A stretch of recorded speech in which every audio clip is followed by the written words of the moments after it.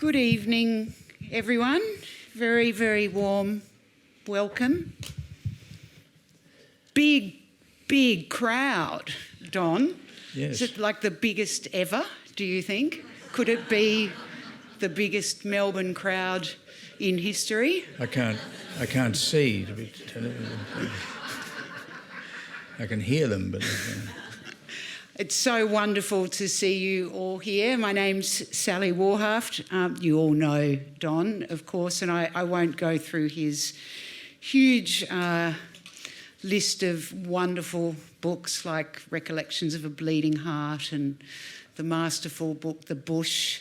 I will point out American Journeys, though, because it's timeless and wonderful. But we're here tonight, of course, to talk about Don's forthcoming quarterly essay, Trump, Harris and America on the Brink. It's going to be released on the 16th of September, which is Monday week, but I've very fortunately been given a read of it already, and I urge you, I know I don't need to urge you to rush out and order it here on the QR code. Don, here we are. I want us to begin. I want to time travel back to 2008. And I was the editor of The Monthly and you were just a kid with a crazy dream. Yeah, that's right. We sent you off to America to cover the election of Obama. Yeah. And I found the cover recently. I was rummaging through my mother's attic, and you won't be able to see it out the back, but this was the December-January 2008 edition of The Monthly with Barack and Michelle Obama looking gorgeous on the cover. And I remember when we sent you off and when you filed it, we weren't sure who was going to win. No. But the title that I gave the cover, Once Upon a Time in America, and I felt like at the time nobody really got it, that it was, you know, it was a fairy tale come true, but actually it was a fairy tale in a more darker way, given the essay that you wrote. You went off to Zanesville, Ohio. Yeah. Streets abandoned and commerce a ghost. So I wonder if we can begin by you just recalling that trip, and perhaps you went to Michigan for this quarterly essay, but what changes you felt being there in America this time? Well, it hasn't got any better. Zanesville was really, I picked Zanesville out. I don't know whether it was on Wikipedia or what, because it's a Rust Belt city. Used to have a population of about 70,000, was down to about 25,000 when I was there. Had been a model American city in the 1950s, and was shortly after I arrived, Forbes voted it one of the 10 most likely cities to fail completely in America, which wasn't a sentiment shared by the mayor. He was a Democrat, but it's always been divided by the river between a kind of West Virginia Appalachian right-wing crew, and over the river the sort of Presbyterian nonconformist Beecher Stowe element, and that division goes on forever. It was a very interesting place, and I often thought if I had been younger I'd go back and write a book about it. But there was this sort of tremendous enthusiasm on the Democrat side for Obama, and it felt like it was a transformational moment the night that he won.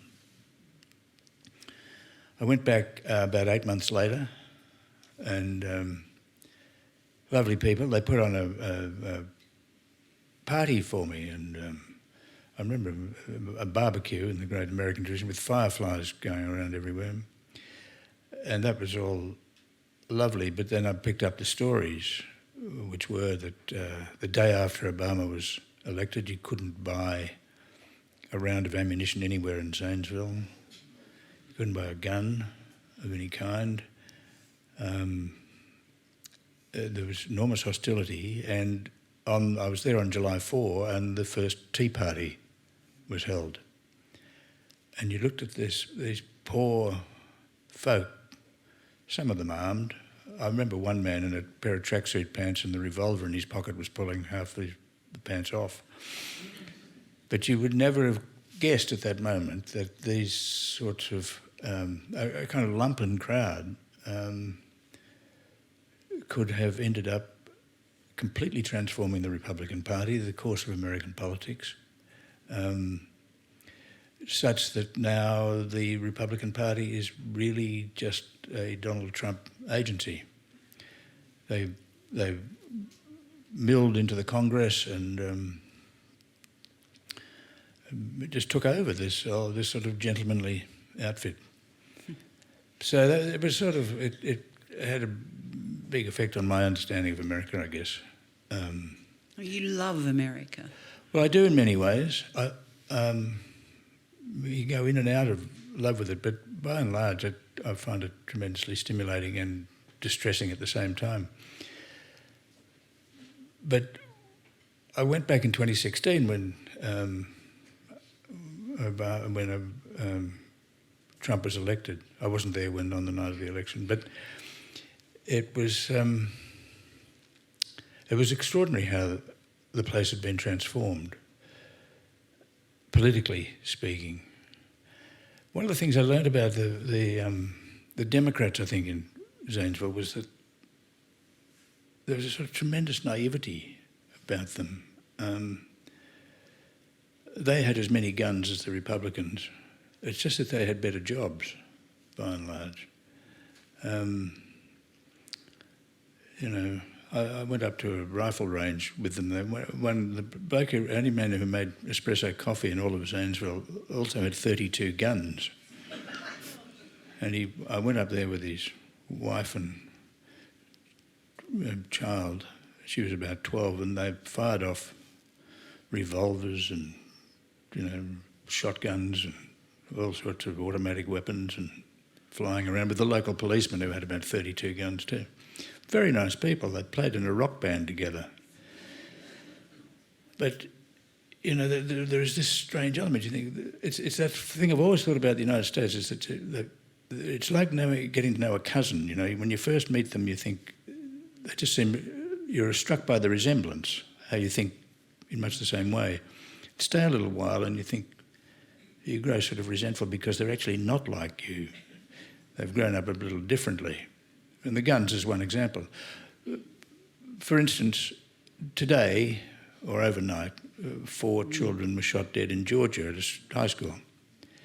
That's the 385th mass killing in America this year.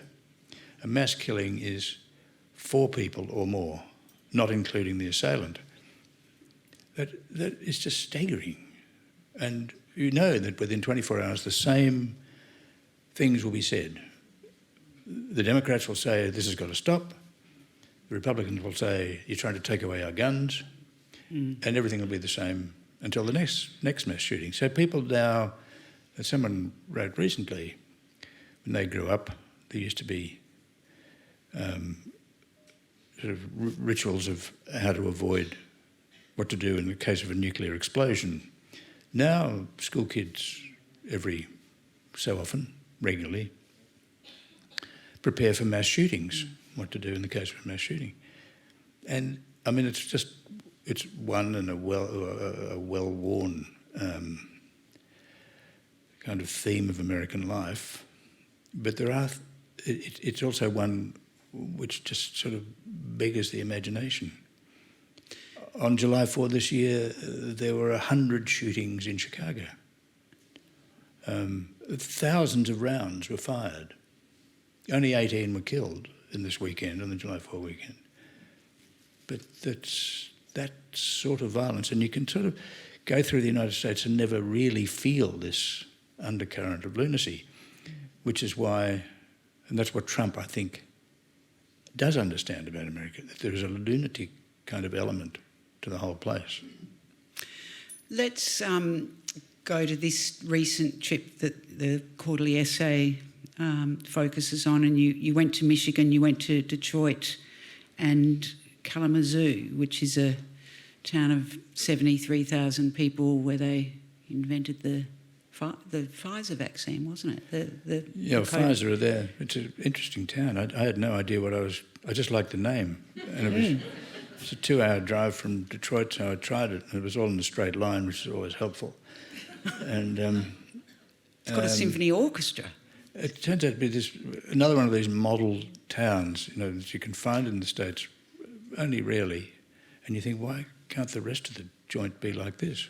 Beautiful place, And an hour from Chicago, 2 hours from Detroit, hour and a half by plane to New York, 8 hours to Paris. Good coffee, good bars, everything you could want. But it's so rare.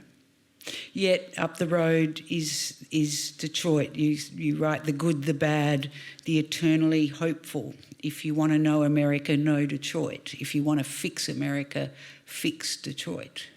Yeah, I think that's probably, it's a bit of a long bow, but it sort of works that way. Jeffrey Eugenides, who wrote that novel Middlesex a few years back, grew up in Detroit. His father worked on the assembly line, migrant worker on the assembly line.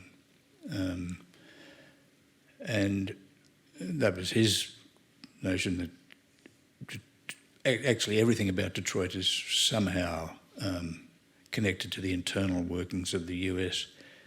And I think that's largely true. The sort of depth charge in that remark, however, is that Detroit is probably unfixable.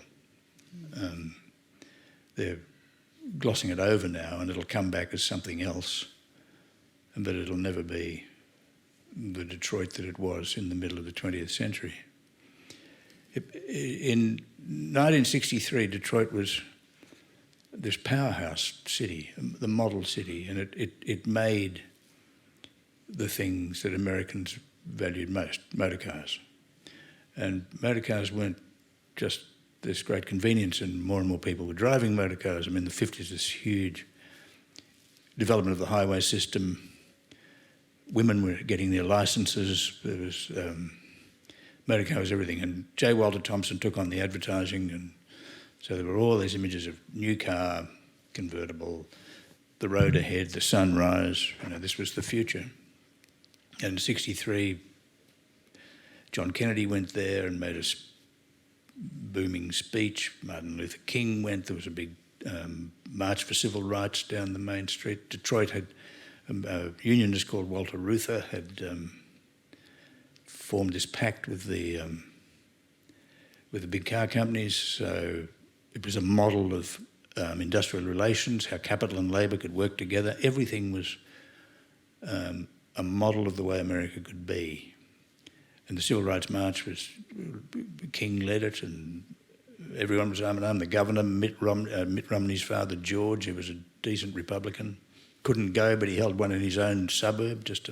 He was Mormon, and it was on a Sunday, he couldn't go. But at the same time as this was happening, 2 sociologists in the local university, Wayne State, wrote a 17-page paper in which they said, Detroit's stuffed. Within 10 years, it'll have half the population it's got now. It's already falling apart at the seams. And he was right. So Detroit's gone from about 1.7 million in 1963 to about 600,000 now. What was the mood there about the election? What did you discover there? It was hard to say because it's become such an artificial sort of place. I should say that 4 years after the 63, they were going to run for the Olympics. In 67, there were tanks driving down Woodward Avenue and 3,000 soldiers with machine guns to put down the riots. That's how badly it went and how quickly it went. And it ended up shockingly corrupt, and the mayor went to jail for a very long time in about 2013. The city was broke. It's still enormous debts around it. It's being patched up by a tech billionaire called Tony Gilbert. And so the old downtown looks spectacular, glows with the great Beaux-Arts and Art Deco buildings of the 20s and 30s. But there's no one there. That's the strange thing about it. And you get outside there. I mean, what's so highly symbolic about it is that they built all these highways from the city out to the suburbs, and then, of course, and white folks who had the money went out and lived out in the suburbs, and so that left them without a tax base in the inner city. Then the black middle class moved out, and then it had nothing. And so the inner city became an absolute bedlam, a drug and crime-infested hell, an unspeakable disaster. And now whole suburbs have been bulldozed or burned down, and woodland grows where there were streets, and it's sort of like a ghost town in lots of places. So how you put it back together, I don't know, but Gilbert has spent millions and millions renovating the city, moved his work, his factory, his offices there, 2,000 workers. But it feels tremendously artificial. Some of the old Ford and Chrysler plants are now being taken up by artists and echoing around in these huge empty buildings. The highways still spear between these places, but with not many cars on them. And it's a strange place. You write in the essay, there would be no Trump had Obama made American workers his resounding cause and made the bankers at least seem to pay a price for their rapaciousness. You know, I read that, I think of Detroit and these workers, and of course now we have Trump. Yeah. I was at a talk you gave in Sorrento a few months ago, where you were the first sort of person whose work I trust to say he is a fascist. Have no doubt about it. Can you talk about that and why it's only this time round that credible people are saying it out loud? Yeah, it's curious. I mean, I said it in 2016 when I went, and it was funny. I went to Madison, Wisconsin that time, where one of the great students of fascism, Mossa, was at the University of Wisconsin for many years, and he wrote, as it happened, he wrote the standard work on fascism that I studied at university. And he laid out all the criteria for what is fascist and what's not. And it seemed to me that Trump filled just about all of them in 2016, but no one wanted to use the word. The only person who did was Michael Moore, who, of course, also called the election, one of the very few people to say that Trump would win. Do we know what he's saying today? Yeah, I think he's saying that Trump's will win again. Trump's going to win, yeah. But it just seemed obvious, that the way he was conducting the rallies and the things he was saying, the kind of his base stirring up resentment, the xenophobia, the racism, all these things were really plain. And I think since then it's become more and more obvious. I mean, but someone like Steve Bannon is overtly fascist. I mean, there's no... In fact, Bannon, it seems to me, really is stealing from Hitler's playbook. Really, in some ways, he's just a mad nihilist, and it's also true that in some ways, Trump is a rampant narcissist and probably lacks the sort of desire lacks the vision that someone like a Hitler or a Mussolini had. But the techniques are the same. So there's an interview that David Brooks, who is not a journalist I like, did with Bannon. He was going into jail on the Friday and he interviewed him on the Tuesday, I think. Bannon sort of felt that this was, you could tell he thought, well, I won't enjoy it, but, you know, any revolutionary's got to spend a bit of time in jail or it's not really worth the trouble. So he was going to live with that. But in it he said that when he saw Trump coming down the elevator to announce his candidacy in 2015, I went up and down the elevator and I didn't get the same sense. But he said, I immediately thought of Leni Riefenstahl's Triumph of the Will, and I said, that's our Hitler. And so I looked up the beginning of, you can see it on YouTube, the opening of Triumph of the Will, which I think I saw in 1967 first. But it begins with there's a plane descending through the clouds down to Nuremberg, where all the Hitler army is sort of gathered in serried, orderly ranks. And there's music playing, and you're taken to believe that Hitler is on the plane and goes in.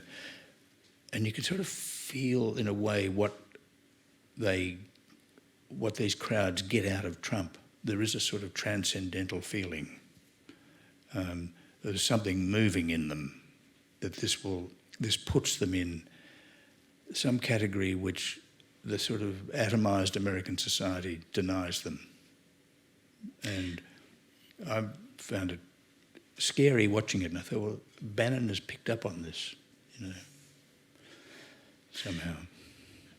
It's interesting that sort of that movement, that because you argue that, you know, MAGA has a line that America can't become anymore, or, you know, that it can't live the dream anymore, that only illegal immigrants have got the chance of dreaming.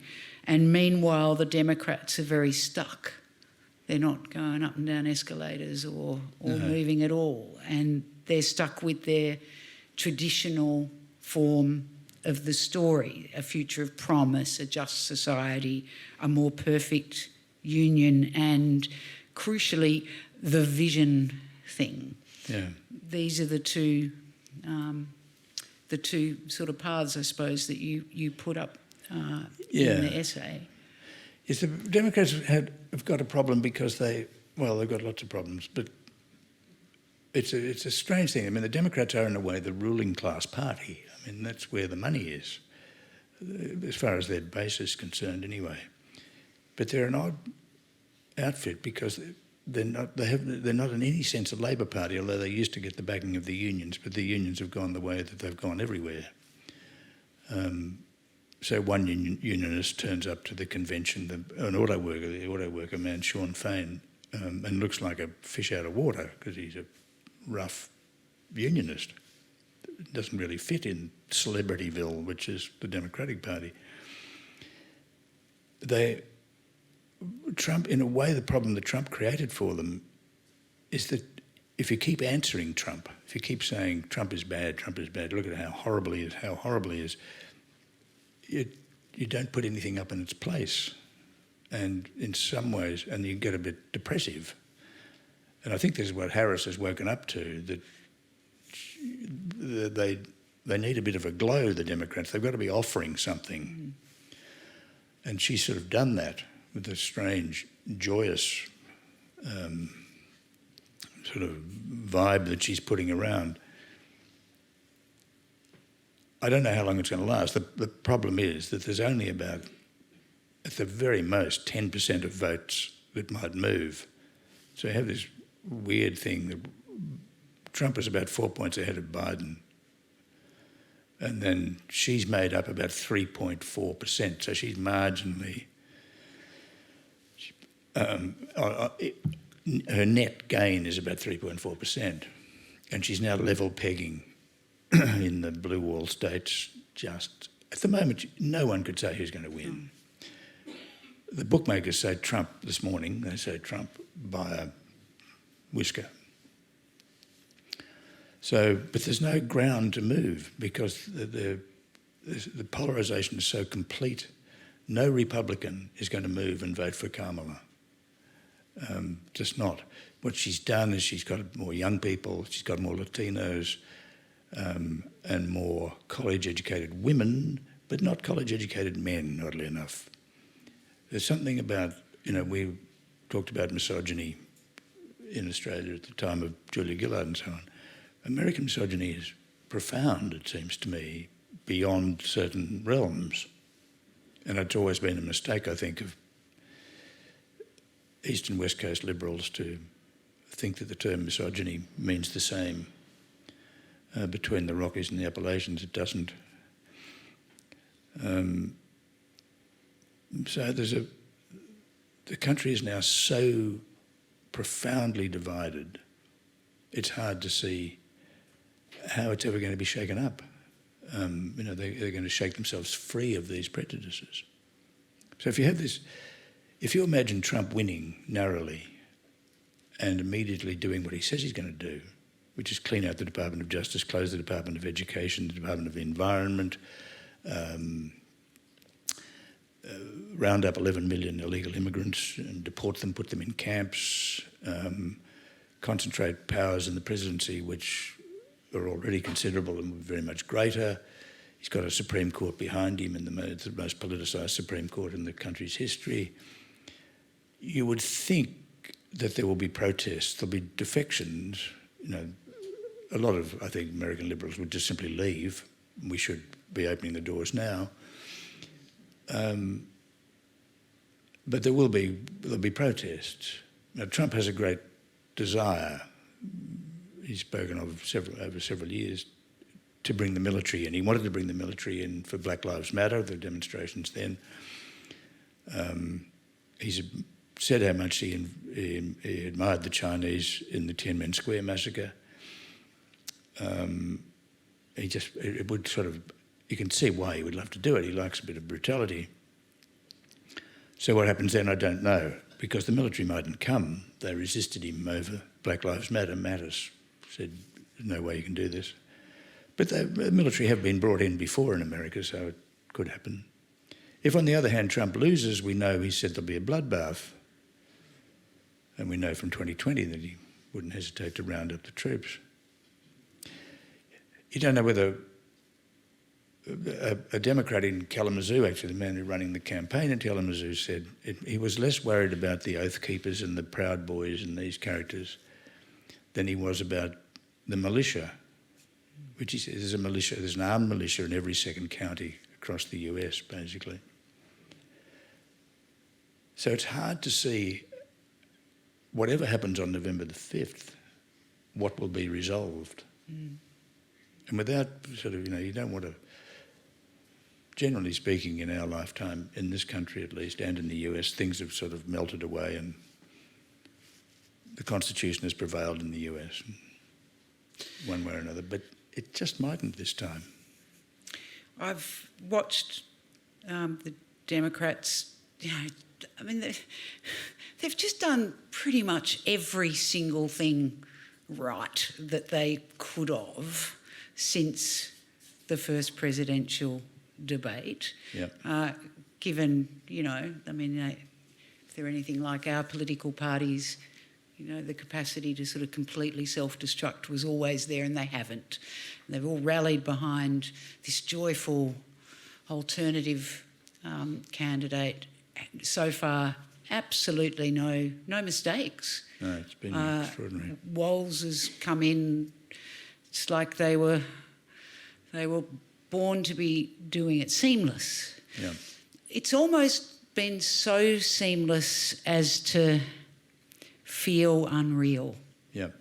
That there's something about it to me that is almost a slight pantomime, and I think if I feel that, how would a really undecided voter or a Republican housewife or the people they're trying to get, how would they be seeing it? It feels not quite real. No, it is quite amazing. If you take the last week of Biden as the candidate, when really sensible people Sid Blumenthal, others, were writing passionately saying, stop this, there is no way that Biden can be removed.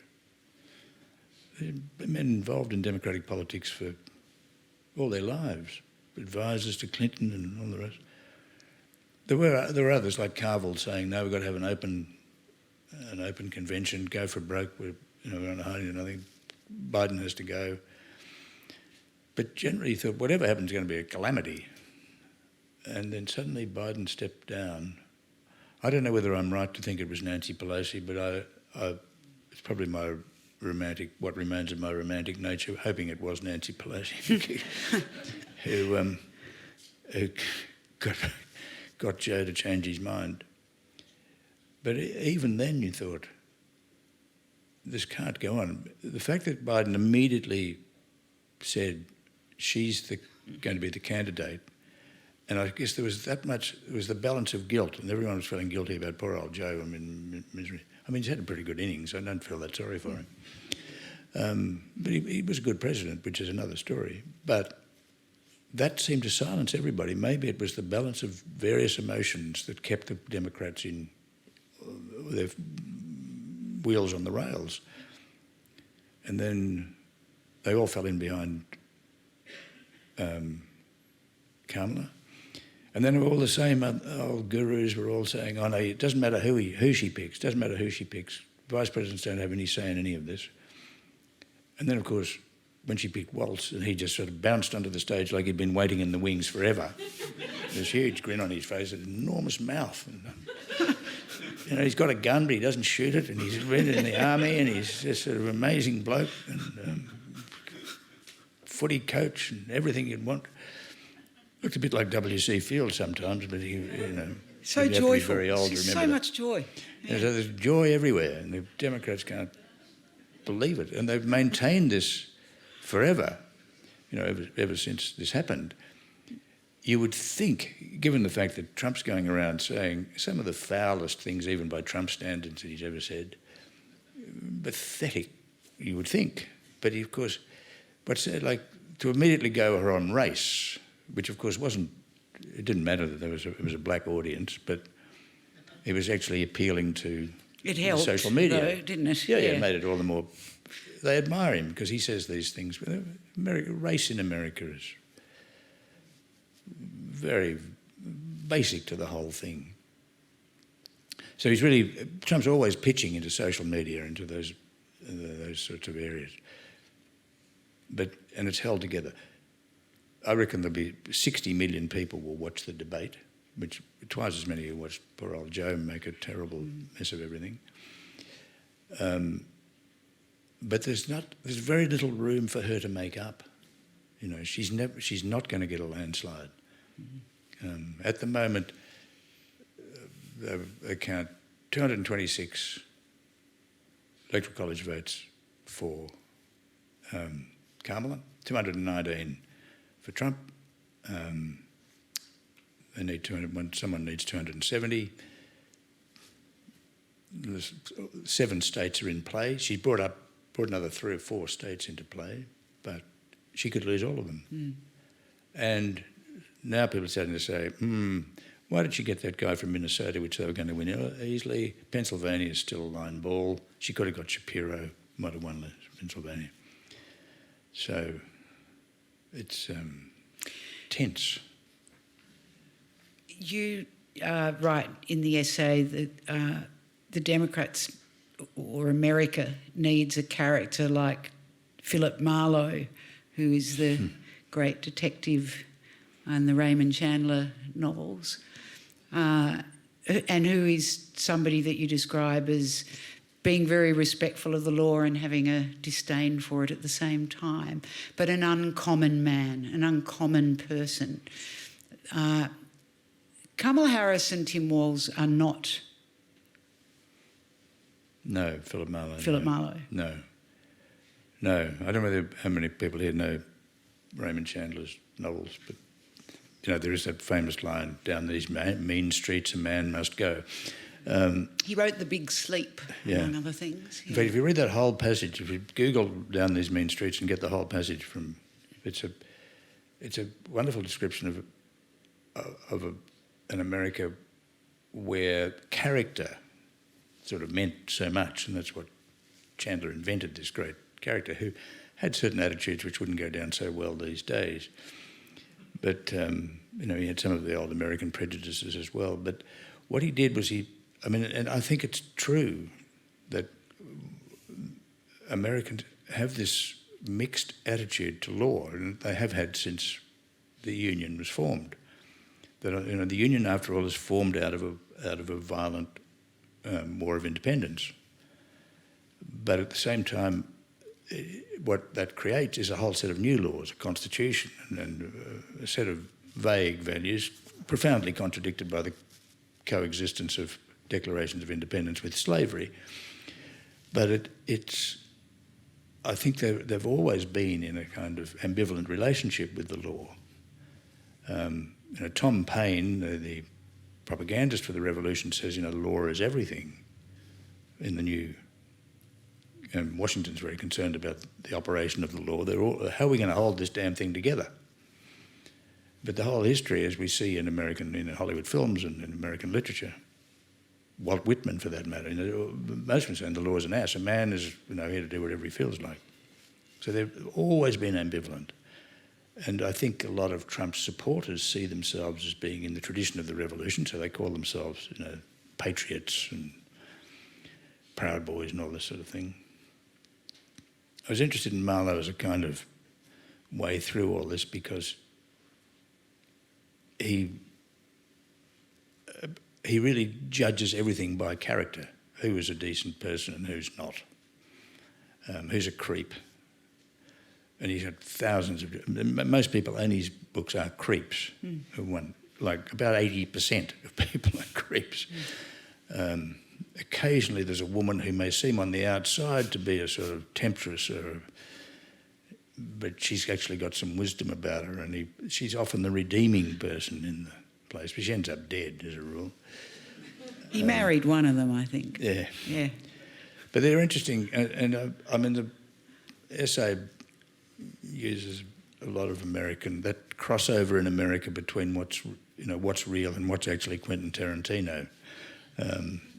And I often think they honestly don't know. I've always thought that about Americans, that they walk around thinking, this is poor Americans, that the day will come.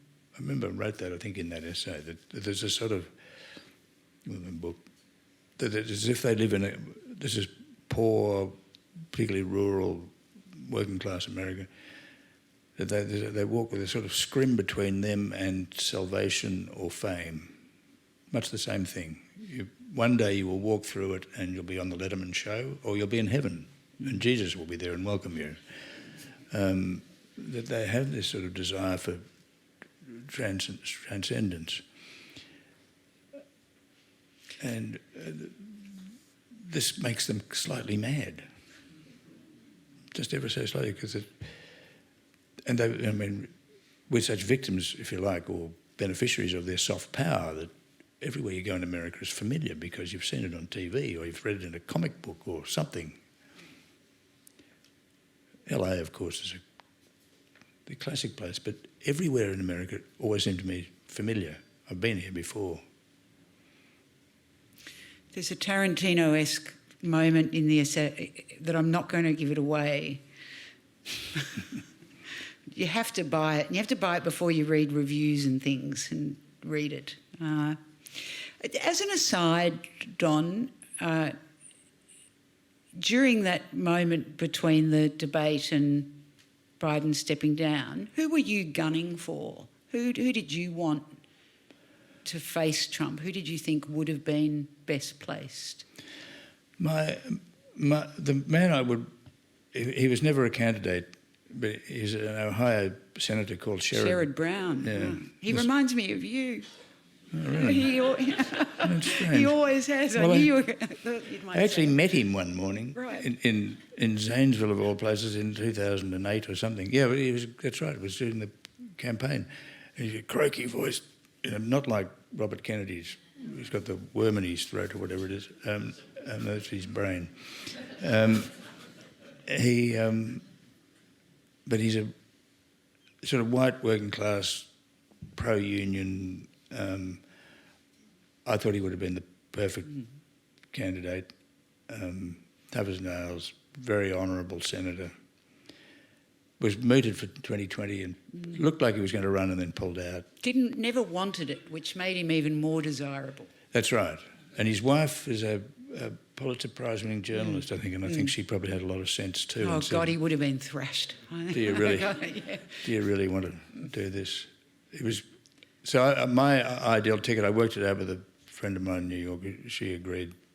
Sherrod Brown and Oprah Winfrey would have been the big ticket. They've always got to have a bit of celebrity, you know. But that didn't happen.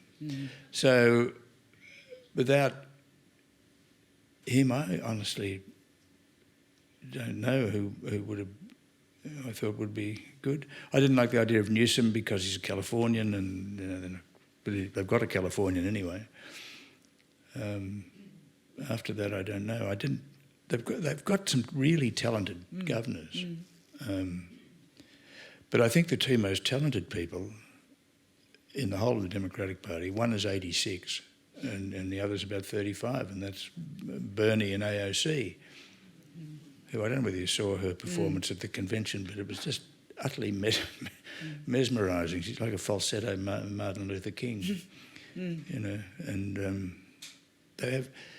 It's the thing about America, when they do politics, they do it incredibly well. The speeches were unbelievable. They are. They're staggeringly good. I think Buttigieg is whose name is I can never quite pronounce. I think he's tremendously impressive.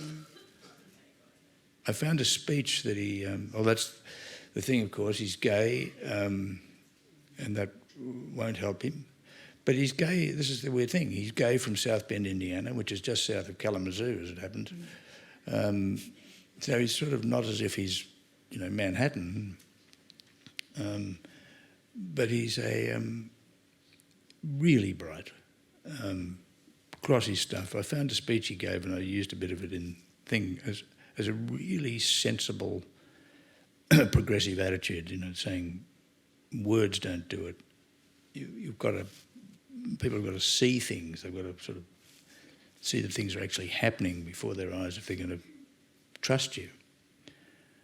And he would have been, I think, a terrific candidate. Whether he would have got the boost that Kamala's got or not, I don't know. There was another thread that ran throughout the essay to me and really moved me, and it was loneliness in America. And I'm a great fan of Robert Putnam and Bowling Alone and people that inquire into this sort of ever-expanding condition that seems to afflict people certainly from Western democracies. I wonder if you could talk a bit about that and how that fits into what's going on in America right now. Yeah, well, I think that's the thing that the Democrats again had to understand, and I don't think that Hillary Clinton failed to understand it. She just failed to see that it was the fundamental thing, that what Trump is offering is solidarity for people who are otherwise excluded. There will be psychopaths among them, but they're not all psychopathic. And they're not all wanting to kill people. A lot of them are just people who feel this bond that they haven't felt before. And Americans make so much of patriotism. I mean, the whole thing hangs by the threads on the flag and the rituals and the anthem and, of course, celebrity and the hope that celebrity sort of inspires in people. When that starts to not work, Trump provided the difference. A lot of his supporters, without any question, are sort of part of the male backlash against Me Too. You know, they feel like they were being told how to think and how to treat their women. And I think a lot of women who voted for Trump and still do feel that they don't like being told that they're mistreated by their men. It's sort of an insult. They're complicated sort of messages. But that sense of, they were called Gemeinschaft. This is where communities are broken down, where unemployment was high, where there's the sense that they're besieged by people from outside, talked down to by educated liberals, all those things which tend to fragment them. And as two women said to me in Detroit, they thought social media was breaking all these things up. These two women went to different churches. Both churches had closed in recent weeks, not enough parishioners. Church attendance has fallen right away. The number of people calling themselves Christian in America now are less than 50%. It's a dramatic fall. And they're the sorts of things which held people together in America. It's what de Tocqueville said in the 30s, that this was 1830s, that this was essential for the democracy to work. These associations are what create the fabric that makes democracy viable. When that starts to fall away, that's where Trump had his chance. And he rallies them around the flag, but he also rallies them around their enemies, these people who open borders and make all these sorts of threats as they see it against them. I mean, immigration is a huge problem for them. I don't know whether Harris can overcome it, really, because it can be so easily simplified, He takes it to extremes, and you think, well, you don't really have to talk about Hannibal Lecter. You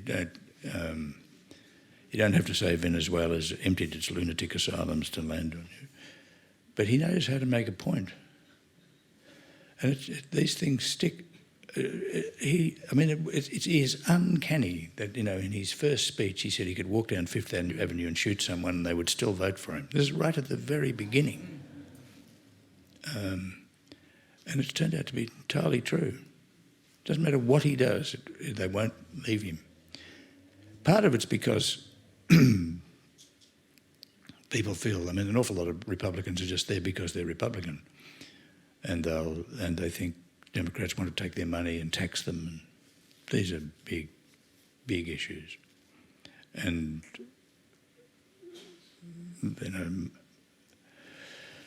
where do you start? You can talk about immigration, then you think it's not immigration, it's money. Everything in America is about money. And it is.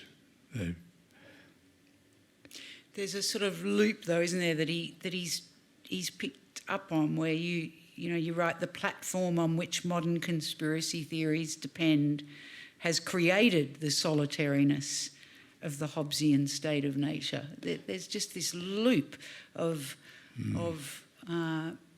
you describe being in a bar and the glimmer of the phones, people while you were having a drink in a bar. Yeah, that's right. Bars used to be places where you could commune. I always thought the bar was the thing the Americans did best. And you felt that you could go in an ideal American bar. You could be on your own, or you could be with someone else. You have a sense of communion, but a sense of isolation at the same time. Now in American bars, this is with a sampling of 3, but they've gone off, because people are doing this. They're looking at their phone, or they get out their iPad and they're doing things like this, or they're not the same. Exactly.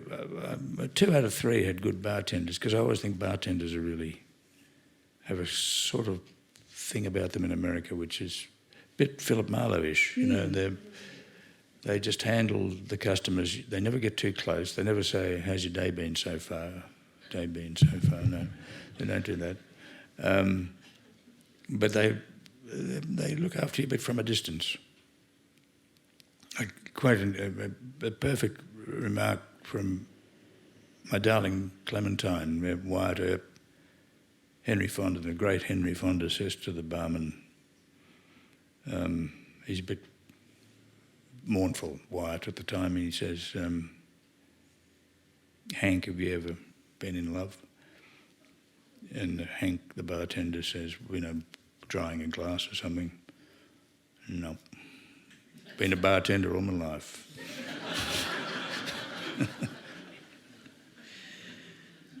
Yeah. There's, I think there's 61 days to go, and in the past 61 days, Trump was shot. Yeah, we forgot about that. Yeah, J.D. Vance made his debut with the Republican convention.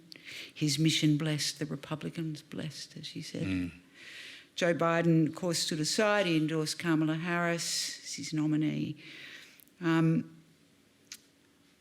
61 days just seems like an eternity, doesn't it? That's right. And we're not even there. And we're just watching from a distance. No. No, well, the shooting is, this is the other thing. How do you... It is like something out of a television series, just when things are sort of settling down, and you're watching it live, and you hear the rifle shots, and blood on his ear, and a man falls... I know really sensible people who were already insisting it's a conspiracy, that something was, it's all been orchestrated. But it hasn't. And he has the presence of mind when he's squatting under the thing to... First of all, he says, "Where's my shoes?" The first thing I thought was, shoes equals hair. Yeah. You think his hair... But hair's going to be quick. So he has a special word which tells me, nothing to do with it. How would he lose his shoes? I don't know. He'd be wearing, I suppose, those sort of patent leather slip-ons with a gold buckle or something. But, and then to get up and say, fight, turn it into a kind of moment. And then you find out that somehow the Secret Service saw this bloke walking around 2 hours before he climbs onto a roof with a gun. How? Unbelievable. You open the essay by saying our lives are full of entertainments. Many of them senseless and alarming, and it's folly to believe that politics must not or will not imitate the public riot. One of the things I've felt since the, whatever the last thing was, the Democratic Convention, it had to somehow slow down. No one could keep, not even watching from Australia, could we keep up with the sort of rolling events. But I feel like that makes it harder for the Democrats, that almost just 4 weeks would have been better for them to have pulled this off than 12. Yeah, yes, the next 2 months are going to feel like, as you say, an eternity for them to keep the enthusiasm up, because there's not a lot more that they can give. But that, and I think Trump's circus can just roll on forever. That he says the same things all the time, and they cheer and shout just as loudly. I've thought this for a long while, that Trump got a lot of his early publicity, his persona grew out of TV wrestling. He was big on TV wrestling, WrestleMania, which he used to run in Atlantic City.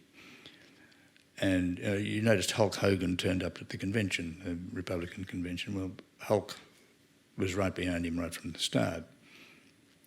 And I think what Trump learned from wrestling was that it's just all show. TV wrestling, no one gets hurt. They pick each other up and throw each other on the floor. There's no bruising, no blood, nothing. The whole thing is a charade. It's a lie. It's a fiction. So if you can make politics like that, then so what? You can say whatever you like. He actually created a sort of politics in which lies were common currency. No one can judge him on lies because he's told so many. What the New York Times counted more than 30,000 in his presidency. One press conference, they counted 168 just a few weeks ago. It doesn't matter because it is like wrestling. And if you, as I said, if you watch people who like wrestling, TV wrestling at least, if you were to go and say, look, it's all make-believe, look, they're not even hurt, you'd look like the idiot, because they sort of think, well, of course it is, but well, so what? But nevertheless, it's like a Punch and Judy show or a film. You get involved even though it's not likely to be true. And I think that was really the whole genius of Trump's approach to this, however he worked it out. But now he's gone for hard wrestling. The night after he was convicted on the 34 charges in the Manhattan court, he went to what's called ultra wrestling, where they actually dislocate shoulders and tear people's mouths apart, and it's hideous to watch in a cage. So Trump took the family along on that night and watched closely as a shoulder was dislocated, and the crowd just shouted, fuck Biden, and go on the full works, USA, USA, the whole works. And who introduced Trump at the Republican convention? The boss of ultra wrestling. He didn't get, some dignitary, he got this guy. So he's always, he drives harder and harder at that sort of element of American life, the violence and the bullshit, the fantasy, If Harris does win, I sort of feel Trump's like, he's like sort of the Terminator or Rupert Murdoch, or, that he'll be back in another 4 years, but let's assume he's not. And Michelle Obama did a sort of interesting thing at the beginning of her speech at the convention, where she almost obliterated Biden. Like she was linking the the promise of Harris to Obama, which she did really well, I thought. But I would see a Harris victory of an extension of Biden, of more of a holding pattern. So what do you think happens to each party, I suppose, and particularly, I guess, the Republican Party if they lose this time? Well, I don't know. It's very hard to see how the Republican Party suddenly reverses course. It may be the end of the Republican Party. I don't know. But that's another reason why. I mean, one thing we haven't mentioned is that Trump, it's a bit like Netanyahu. He's struggling to stay out of jail. If all 34 charges were paid, he'd get the full extent of the law on the 34 charges, he'd get 1,600 years, which probably should see him out. But the myth might last beyond that. But he's trying to stay out of jail, and so if he becomes president, he can rely on the Supreme Court presumably to bail him out. But if he doesn't, he's relying on a Harris to keep him out. Yeah. So I don't see how the Democrats are going to change themselves. They've been changed a bit by Sanders. I think pushed Biden into what was a pretty good presidency, I think. What else can they do? But it's not going to. It doesn't persuade anybody. No one has been.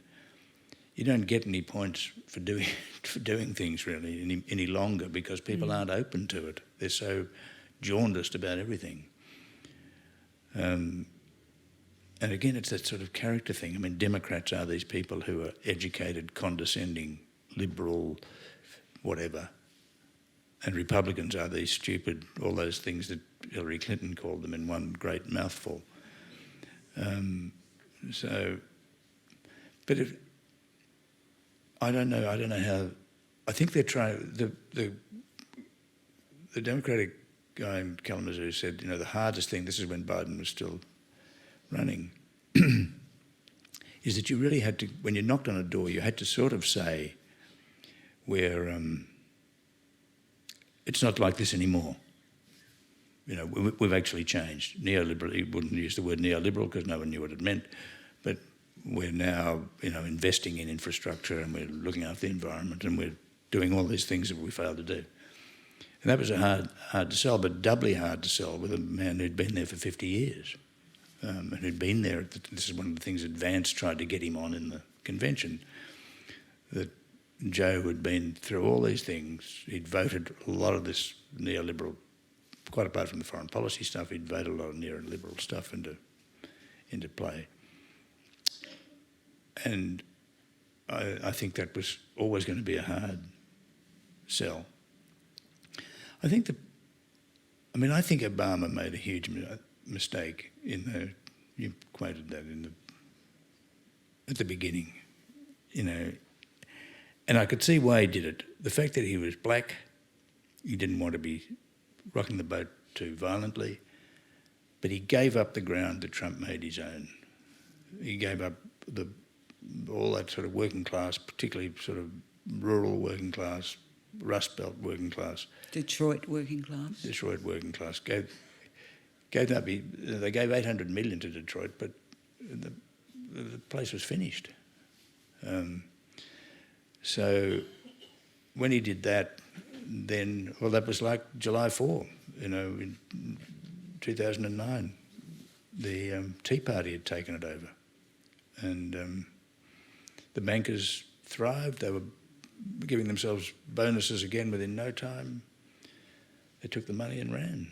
And I think Obama was in a way a victim of circumstances, but he nevertheless ended up being not the transformational president that people thought he might be. He ended up being really a technocrat with all those beautiful cadences of his speech. Everyone was sick of him by the end. Once upon a time in America. Our time is up. Yes. So sad. It's been really cheerful, Don. Yeah. Yes, I'm sorry about that. It's all right. I put on Whitney Houston or someone like that. The quarterly essay, once again, Trump, Harris and America on the brink. I encourage you all. It'll be another Watson classic. Oh. It's wonderful. It's beautifully written. It's got all the nuance and curiosity and tenderness, and also kind of crying under the covers too. It's all of those things all at once. Just go home and put on Taylor Swift and pray that she'll come out. Yeah. She may actually have the whole thing in her little hand. In her little microphone, in her little cat-laden apartment. 54% of Americans call themselves Swifties, according to one poll. Well, that's the highest polling anybody in this conversation has got. That's so right. We'll hang on to that. Thank you all so much for coming, and please thank Don Watson. Thank you.